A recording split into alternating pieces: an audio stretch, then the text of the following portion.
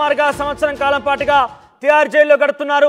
Delhi liquor scam లో ఆయన కీలకంగా ఉన్నట్టు తెలుస్తోంది. ఎందుకంటే ఆయన అక్కడ ఎక్సైజ్ శాఖ మంత్రి కూడా వ్యవహరించారు. ఈ నేపథ్యంలోనే ఆయనను అరెస్ట్ చేశారు.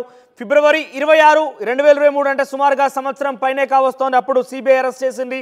అప్పటి నుంచి ఇప్పటి వరకు కూడా ఆయన జైల్లోనే ఉన్నారు, తిహార్ జైల్లో గడుపుతున్నారు. చాలాసార్లు బెయిల్ కోసం ప్రయత్నించారు, కానీ బెయిల్ మంజూరు కాలేదైతే ఇప్పుడు షరతులతో కూడినటువంటి బెయిల్ మంజూరు చేస్తూ నిర్ణయం తీసుకుంది సుప్రీంకోర్టు. అయితే సీఎం ఆఫీస్కు సిసోడియా వెళ్ళొద్దని షరతులు ఉన్నాయి. పాస్పోర్ట్ సరెండర్ చేయాలని మరో షరతు కూడా ఉంది. ప్రతి సోమవారం పోలీస్ స్టేషన్కి వెళ్ళి సంతకం కూడా చేయాలంటే కూడా ఆదేశించింది సుప్రీంకోర్టు. గతేడాది ఫిబ్రవరి 26న మనీష్ సిసోడియా అరెస్ట్ చేశారు.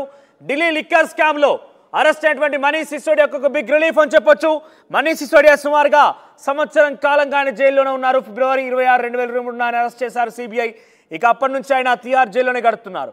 పలుమార్లు బెయిల్ కోసం ప్రయత్నం చేసినప్పటికీ విఫలయత్నమయ్యారు. ప్రస్తుతానికి షరతులతో కూడినటువంటి బెయిల్ని మనీష్ సిసోడియాకి మంజూరు చేసింది సుప్రీంకోర్టు.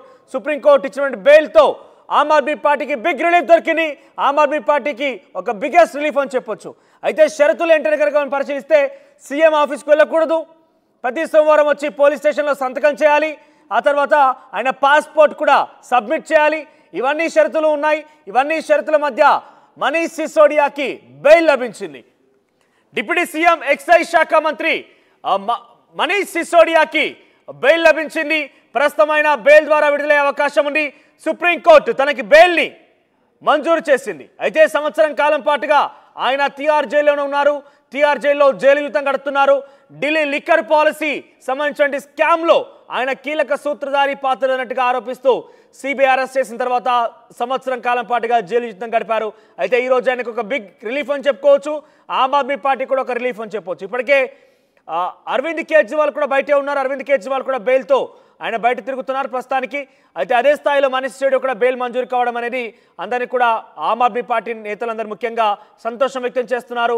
ఎప్పటికైనా ప్రజాస్వామ్యంలో న్యాయం గెలుస్తుందనే ఒక విషయాన్ని వారు మరోసారి చెప్తున్న ప్రయత్నం చేస్తున్నారు. ఎందుకంటే ఇది కావాలని కక్షపూరితంగా ఎటువంటి స్కాములు లేకున్నప్పుడు తమను ఇరికించే ప్రయత్నంగానే గతంలో అరవింద్ కేజ్రీవాల్ విషయంలో ఆమ్ ఆద్మీ పార్టీ ఆరోపించింది. ప్రస్తుతం చూస్తే మనీష్ సిసోడియా బెయిల్ విషయంలో మరోసారి Aam Aadmi party big relief దొరికిందని చెప్పొచ్చు. ఎస్, మా ప్రతినిధి మధు అందుబాటులో ఉన్నారు. మధు, సో మనీష్ సిసోడియాకి అయితే బెయిల్ దొరికింది. గతంలో అరవింద్ కేజ్రీవాల్ ఇంట్రిమ్ బెయిల్ ద్వారా బయటకు వచ్చారు. తిరిగి ఆయన జైల్లో లొంగిపోయారు. తిరిగి మరోసారి కూడా బెయిల్ మంజూరైంది. సో మనీష్ సిసోడియా కూడా బెయిల్ మంజూరైంది. సో మొత్తం మీద ఆమ్ ఆద్మీ పార్టీకి సంబంధించిన నేతలందరూ కూడా ఒక్కొక్కరిగా బెయిల్ పైన బయటకు వస్తున్నారు. సో ఈ నేపథ్యంలో ఏం జరగబోతోంది? ఇటు కవిత విషయంలో కూడా కొంత ఆమె కూడా బయటకు రాబోతున్న ఒక అంచనాలు కూడా ఉన్నాయి. సో ఏ అప్డేట్స్ ఏంటి? ఎగ్జాక్ట్లీ నిజంగానే ఢిల్లీ లిక్కర్ స్కామ్కి సంబంధించి మొట్టమొదటి అరెస్ట్ జరిగింది మనీష్ సిసోడియా, ఉప ముఖ్యమంత్రి ఢిల్లీకి సంబంధించి ఆమ్ ఆద్మీ పార్టీ నేత. ఆయన అరెస్ట్ అయ్యారు. దాదాపు 14 నెలలు ఇప్పటివరకు, అంటే గత సంవత్సరం మార్చి 9వ తారీఖు రోజున ఆయన అరెస్ట్ అయ్యారు. ఆ రోజు నుంచి ఈ రోజుకు లెక్కేసుకుంటే 14 నెలల సమయం ఆయన తిహార్ జైల్లో గడిపారు. ఆయన సతీమణికి ఆరోగ్యం బాగలేనటువంటి సందర్భంలో ఒక్కసారి కోర్టు అవకాశం ఇచ్చింది ఆయనకు బయటికి రావడానికి, చూసుకోవడానికి. తప్పించే మిగతా సమయం అంతా కూడా ఆయన జైల్లోనే ఉన్నటువంటి సిచ్యువేషన్ మనం చూసాం. ఢిల్లీ లిక్కర్ స్కామ్లో పెద్ద పెద్ద నేతలు ఉన్నారు, ఇన్వాల్వ్మెంట్ ఉంది. మొత్తం భారీ ఎత్తున అవినీతి జరిగింది. అసలు అవినీతి రహిత అనేటువంటి సమాజం కోసం అంటూ ముందుకు వచ్చినటువంటి ఆమ్ ఆద్మీ పార్టీనే దేశంలో చరిత్ర సృష్టించింది. 3 సార్లు అధికారంలోకి వచ్చింది. ఢిల్లీలో, పంజాబ్లో అధికారం చేపట్టింది. కానీ ఢిల్లీ లిక్కర్ స్కామ్లో అదే అవినీతి ఆరోపణలతో తీవ్రమైనటువంటి ఆరోపణలు ఎదుర్కొన్నారు. డైరెక్ట్గా సిసోడియాతో పాటు ఈరోజు ఉన్నటువంటి ముఖ్యమంత్రి, ఆమ్ ఆద్మీ పార్టీ చీఫ్ కేజ్రీవాల్ కూడా జైల్లో ఉన్నారు. వీరితో పాటు తెలంగాణకు సంబంధించినటువంటి నాయకులు, ఇంకా కొద్దిమంది ఇన్వాల్వ్ అయిన నాయకులంతా కూడా ఈరోజు తిహార్ జైల్లో ఉన్నటువంటి సిచ్యువేషన్ కొనసాగుతూ ఉంది. ఎట్టకేలకు మనీష్ సిసోడియాకు 14 నెలల తర్వాత బెయిల్ మంజూరు కావడం పైన సర్వత్రా పొలిటికల్ సర్కిల్లో ఆసక్తి రేపుతా ఉంది. ఏ బ్యాక్గ్రౌండ్లో, ఏ గ్రౌండ్లో ఆయనకు బెయిల్ ఇచ్చారనేటువంటి అంశం పైన చర్చ కొనసాగుతూ ఉంది. ఇప్పుడు బెయిల్ వచ్చినటువంటి ఆయన ప్రతివారం పోలీస్ స్టేషన్లో హాజరు కావాలి, పాస్పోర్ట్ను అప్పజెప్పాలి. తర్వాత అసలు ఎక్కడ కూడా సాక్షులను, సాక్ష్యాధారాలను తారుమారు చేసే ప్రయత్నం చేయొద్దు అనేటువంటిది ఇటు కండిషన్స్ ఉన్నాయి దీంట్లో.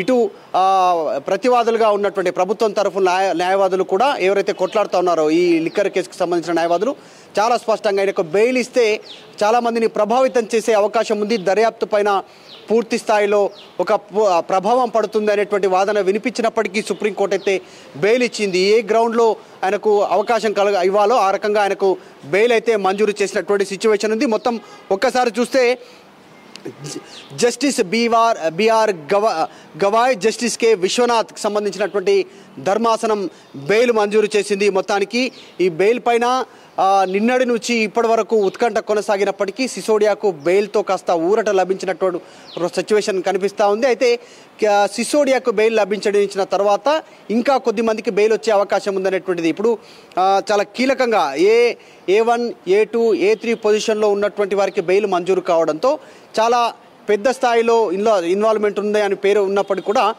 కవిత సంబంధించి కల్వకుంట్ల కవిత నెంబర్ చాలా వెనకాల ఉంది. సో ఆమెకు కూడా బెయిల్ వచ్చే అవకాశం ఉండొచ్చు అనేటువంటిది ప్రస్తుతం వాదనలు దీనిపైన వినిపిస్తూ ఉన్నాయి. పొలిటికల్ సర్కిల్లో దీనికి సంబంధించి చర్చ కొనసాగుతోంది. లిక్కర్ స్కామ్లో ఇన్వాల్వ్మెంట్లో ఇప్పటి వరకు ఏమేమి ఆధారాలు ఉన్నాయి, ఎవరెవరి ఇన్వాల్వ్మెంట్ ఉంది అనేటువంటిది ఇటు సిబిఐ ఇటు ఈడీ దీనిపైన దృష్టి పెట్టినప్పటికీ కూడా ఇంకా తీర్పు రిజర్వ్లో ఉంది, ఇంకా దర్యాప్తు కొనసాగుతూ ఉంది. ఇంకా చాలామంది సాక్ష్యాధారాలు సేకరించే పనిలో ఉన్నారు, సాక్షులను విచారించే పనిలో ఉన్నారు. ఇంకా కేసు పూర్తి స్థాయి దర్యాప్తు కొనసాగలేదు. కేవలం ఛార్జ్షీట్లో కొన్ని అంశాలను పొందుపరిచారు, ఫైనల్ ఛార్జ్షీట్ ఇంకా నమోదు కాలేదు. ఇంకా అనేక అంశాలను పొందుపరిచే అవకాశం ఉందనేటువంటి న్యాయవాదులు ఇటు ఈడీ ఇటు సిబిఐ నుంచి రెండు తరఫు నుంచి కేసులు కొనసాగుతున్నాయి. కాబట్టి దీనిపైన చర్చ అయితే కొనసాగుతుంది. ఎట్టకేలకు మాజీ ఉప ముఖ్యమంత్రి ఆమ్ ఆద్మీ పార్టీకి సంబంధించిన సిసోడియా పైన ప్రస్తుతం ఆయన బెయిల్ మంజూరు కావడం పైన ఆమ్ ఆద్మీ పార్టీ శ్రేణుల్లో కాస్త సంతోషం వెలుబుస్తున్నప్పటికీ కూడా కేజ్రీవాల్ జైల్లోనే ఉన్నారు. ఆయన ఇంకా పార్టీ నేతలు ఇంకా చాలామంది జైల్లో ఉన్నారు, ఇన్వాల్వ్ అయిన వారందరూ ఉన్నారు. కాబట్టి వారి పరిస్థితి ఏంటి అనేటువంటిది పొలిటికల్ సర్కిల్లో ప్రస్తుతం అయితే చర్చ కొనసాగుతుంది. చూడాలి, సిసోడియాకి బెయిల్ రావడంతో ఇంకా చాలామందికి బెయిల్ వచ్చేటువంటి అవకాశం ఉంటుంది. ఎందుకంటే ప్రధాన ముద్దాయిలుగా ఉంటున్నటువంటి A1, A2, A3లుగా ఉన్నటువంటి వారిపైనే బెయిల్ వచ్చింది. గతంలో కేజ్రీవాల్ కూడా మనం చూసాం, ఆయన కొన్ని రోజులు పార్లమెంట్ ఎన్నికల సందర్భంగా ఆయనకు అవకాశం కల్పించింది కోర్టు. తర్వాత ఆయన జైలుకి వెళ్ళినప్పటికీ కూడా సో ఈ గ్రౌండ్లో చూస్తే కవితకు కూడా బెయిల్ వచ్చే అవకాశం ఉంది. కల్వకుంట్ల కవితకు కాస్త ఊరట లభించే అవకాశం ఉంది. ముఖ్యంగా తెలంగాణలో బీఆర్ఎస్ అధికారం కోల్పోయిన తర్వాత పార్లమెంట్లో ఒక్క స్థానం కూడా సాధించకపోవడం తర్వాత జరుగుతున్నటువంటి పరిణామాల నేపథ్యంలో వరుసగా ఎమ్మెల్యేలు చేజారుతున్నటువంటి నేపథ్యంలో కవితకు బెయిల్ వస్తే కనుక కాస్త ఇది బీఆర్ఎస్ పార్టీ శ్రేణులకు ఊరట లభించేటువంటి అవకాశం ఉంది. మళ్ళీ పార్టీ పుంజుకునే అవకాశం పైన మీరు దృష్టి పెట్టే అవకాశం ఉంది. కాబట్టి సిసోడియాను కంపేర్ చేసుకుంటూ కవితకు త్వరలో బెయిల్ వచ్చే అవకాశం ఉందనేటువంటి చర్చ అప్పుడే పొలిటికల్ సర్కిల్లో ప్రారంభమైంది. మనోజ్, సో మొత్తం మీద ఢిల్లీ డిప్యూటీ మాజీ సీఎం మనీష్ సిసోడియాకి బెయిల్ మంజూరైంది. బెయిల్ మంజూరు చేస్తూ సుప్రీంకోర్టు నిర్ణయం తీసుకుంది.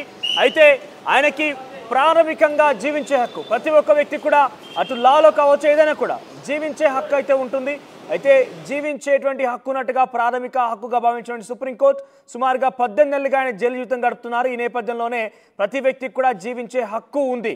అంటే ఈ యొక్క సింపుల్ ప్రిన్సిపల్ ఆధారితంగానే మనీష్ సిసోడియాకి బెయిల్ మంజూరు చేస్తూ సుప్రీంకోర్టు నిర్ణయం తీసుకుంది. ఎందుకంటే సుమారుగా 18 నెలలు కావస్తోంది ఆయన జైలు జీవితం గడుపుతున్నారు. అయితే 18 నెలలుగా జైలు జీవితం గడుపుతున్న నేపథ్యంలోనే ఆయన ట్రయల్ లేట్ అవుతోంది. ఇంతకాలంగా జైలు జీవితం గడపడంలో చాలా వరకు ఆయన ఇబ్బంది పడుతున్నారు. కాబట్టి జీవించే హక్కు ప్రతి ఒక్కరికి ఉందనే విషయంతోనే ఆయనకు బెయిల్ మంజూరు చేసింది సుప్రీంకోర్టు. అయితే ఈ విషయంలో ఈడీ సిబిఐ రెండు కేసుల్లో కూడా బెయిల్ మంజూరు చేసింది. కొన్ని షరతులు కూడా విధించింది. ఇద్దరు పూచికత్తుతో పాటుగా 10 లక్షల రూపాయల అక్కడ డిపాజిట్ కూడా చేయాల్సి ఉంటుంది ఈ బెయిల్ విషయంపై.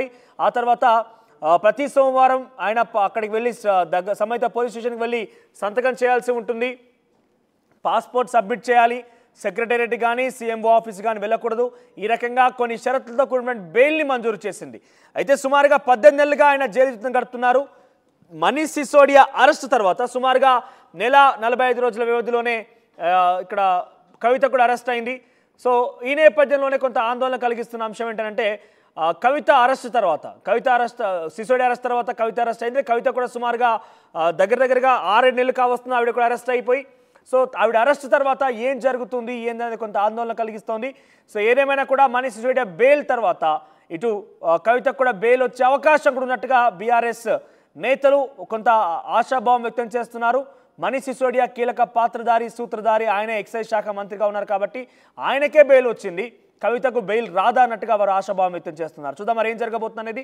సో మొత్తం మీద మనీష్ సిసోడియాకి కేవలం సుప్రీంకోర్టు హ్యూమానిటేరియన్ గ్రౌండ్స్లోనే ప్రతి వ్యక్తికి జీవించేటువంటి హక్కు ఉంటుందని ఒక బేసిక్ ఫండమెంటల్ రైట్లో భాగంగానే బెయిల్ మంజూరు చేస్తూ నిర్ణయం తీసుకుంది. 2 కేసులు